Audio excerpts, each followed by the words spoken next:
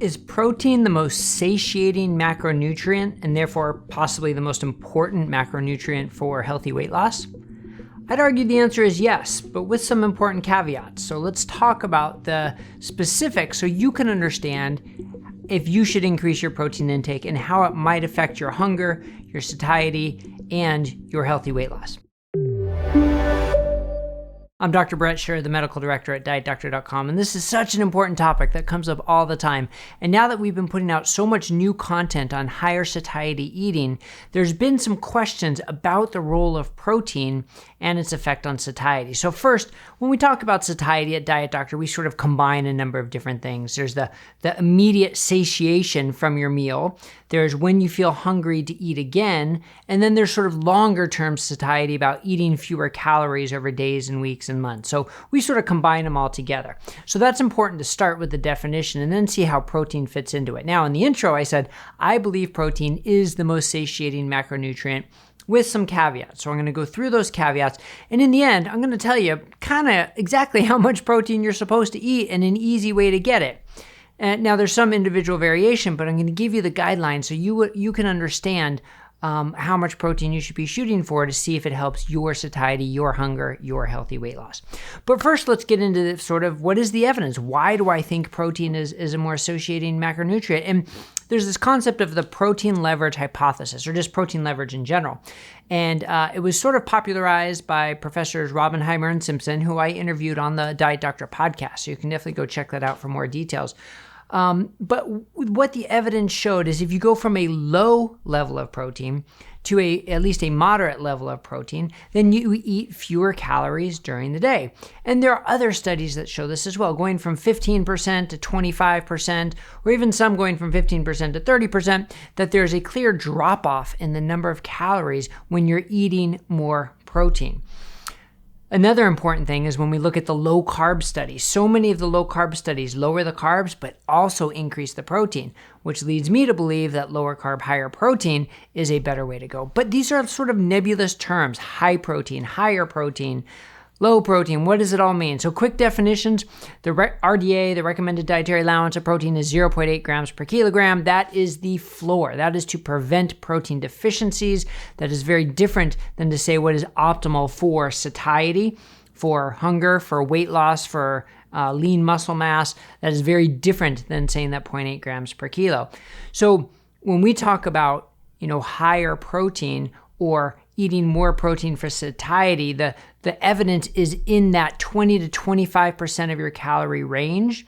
And that usually equates to around the 1.6 grams per kilogram of reference body weight. And that's what a lot of the studies show, that you sort of peak for your muscle synthesis, for your body composition, and potentially for your satiety and hunger and healthy weight loss at that 1.6 grams per kilo. So you figure if you're a 70 kilo person and you're eating an 1,800 calorie diet, that's going to be about 110 grams of protein roughly to get you to that like 25% of your calories, right? So that all sort of fits in the 1.6 grams per kilo, the 25%, and the about 110 grams per kilo for a person whose reference body weight is 70 kilos. And we have charts at Diet Doctor that we can link to help you see what is your reference body weight. But here's the thing.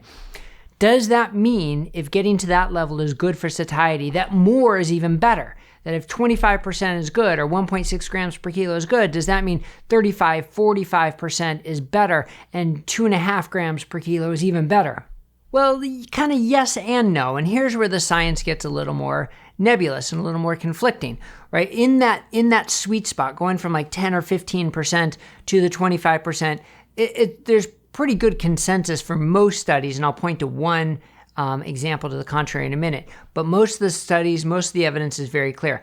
As you go higher, it gets a little bit more confusing, because what you see is that if you look at the impact, right? It could be a slope like this in terms of more protein and more satiety. But then as you get past that 25%, it really starts to level out. Now, it doesn't appear to go flat in the studies. It still appears to be improving, but at a much slower pace. So, you're getting less bang for your buck, so to speak. You're getting less benefit for the more protein that you're adding.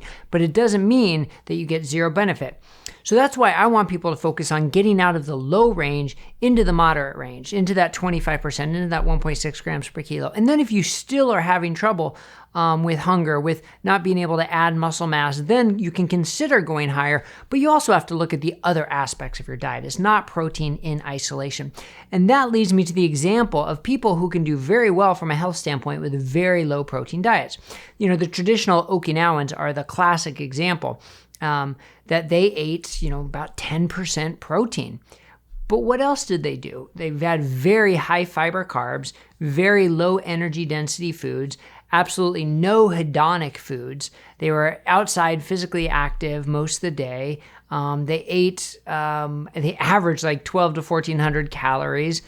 So that in that type of a setting, that can work. It doesn't speak to their muscle mass, but in that type of a life, that can work. But that is the polar opposite of the life that we live in industrialized worlds and higher income countries with an industrialized food system. So that type of approach, I think, just simply does not work in today's modern environment for the vast majority of people. Of course, there are some highly motivated people who can do that and live that way, but the majority of the people I find certainly cannot, and I think the studies bear that out. So that's not to say it's impossible to manage your hunger and be healthy on very low protein. It's just in today's society, it is extremely difficult. So that's why higher protein is such an important part, but not at the expense of still focusing on low energy density foods, high fiber foods, avoiding foods with hedonic characteristics. That's why we combine all these things into our satiety score.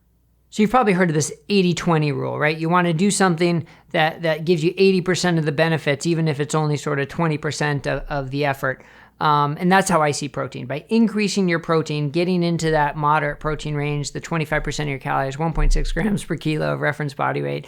I'm saying it again and again, drilling it into your head, that doing that is going to get you probably 80% of the benefits of higher satiety for most people. Now, lower glycemic index foods, lower hedonic characteristics, higher fiber, low energy density, those are going to get you the rest of the way. And I think they're important as well. But increasing that protein, not being deficient in protein is really beneficial. So what does that mean? Well, I told you for someone whose reference body weight is 70 kilos, it's about 110 grams of protein.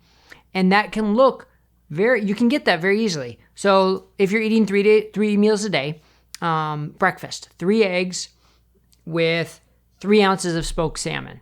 That's about 30 grams. Or 3 eggs and 2 slices of Canadian bacon. That's about 30 grams of protein. So right away, a 30-gram breakfast, 30-gram protein breakfast. That's a great way to start the day. And there are studies showing people who have a higher protein breakfast with eggs versus a lower protein breakfast with cereal, they eat less during the day for the higher protein breakfast. Okay, meal number 2. 4 ounces of chicken is about 31 grams of protein. So you can have a salad with chicken on it with 4 ounces of chicken. And again, you've got 30 grams. So right away, you've got 60 grams just with your 2 meals. Then for dinner, having an 8-ounce steak, 56 grams of protein. All of a sudden, you're at your 110 grams and better. So that's not that hard. And that's for a 70 kilogram reference body weight. So if you're smaller, or if you're a female and you're talking 60 kilos,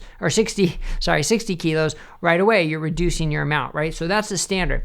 That's not that hard. Now, if you're doing time restricted eating, OMAD certainly can become more challenging. And that's why we don't necessarily recommend daily OMAD.